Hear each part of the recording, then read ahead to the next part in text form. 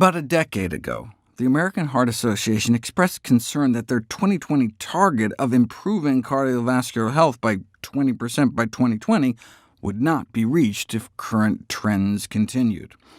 By 2006, most people were already not smoking and had nearly achieved their goal for exercise, but when it came to healthy diet score, only about 1% got a 4 or 5 out of their 0 to 5 diet quality score, and that's with so-called ideal criteria being like drinking less than 4.5 cups of soda a week. In the last decade, they saw a bump up to like 1% of Americans even reaching this kind of basic criteria.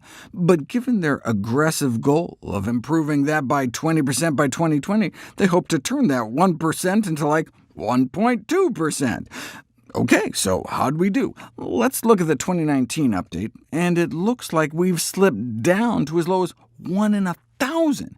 You can't even see the green anymore, and American teens got a big fat 0. No wonder, perhaps, that for all mortality-based metrics, the U.S. rank declined like 27th or 28th among 34 industrialized countries. Citizens living in countries with a substantially lower GDP and health expenditures per capita have lower mortality rates than those in the United States. Slovenia beat us by 3 countries, coming in at 24th in life expectancy to our 27th. And more recently, we seem to have slipped to 43rd, even though we spend trillions on healthcare, more than anyone else. What's the leading risk factor for death in the United States? What we eat. The standard American diet is just to die for, literally. Those trillions in healthcare spending aren't addressing the root cause. Look at some of these beautiful lung cancer death curves. It took decades to finally turn the corner, but it's so nice to finally see those drops. When are we going to see the same with diet? Approximately 80% of chronic disease and premature death could be prevented by not smoking, being physically active, and adhering to a healthful dietary pattern. But what exactly is meant by a healthy diet? Unfortunately, what we hear about nutrition in the media is often inconsistent and confusing. There's a pressure within today's competitive journalism market for sensationalism. There may even be a disincentive to prevent the facts in context to sell more magazines.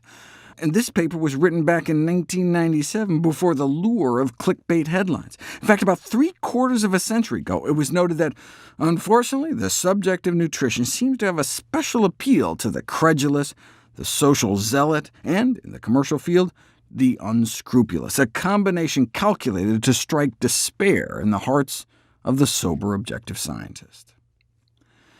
The most important healthcare problem we face may be our poor lifestyle choices based on misinformation. It's like the climate change deniers. Healthy dietary advice is overshadowed by critics, diet books, industry interests, and misguided information in the media.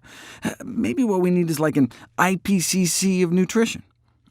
These days, no single expert, regardless of academic stature or reputation, has the prominence to overcome the obstacles created by confusing media messages and effectively deliver the fundamental principles of healthy living to the public.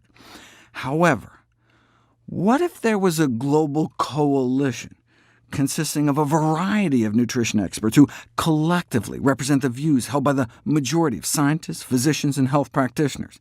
It could serve as a guiding resource of sound nutrition information for improved health and prevention of disease. Boom! The True Health Initiative was conceived for that very purpose. A nonprofit coalition of hundreds of experts from dozens of countries agreeing to a consensus statement on the fundamentals of healthy living. Check out www.truehealthinitiative.org. Spoiler alert, the healthiest diet is one generally comprised mostly of minimally processed plants.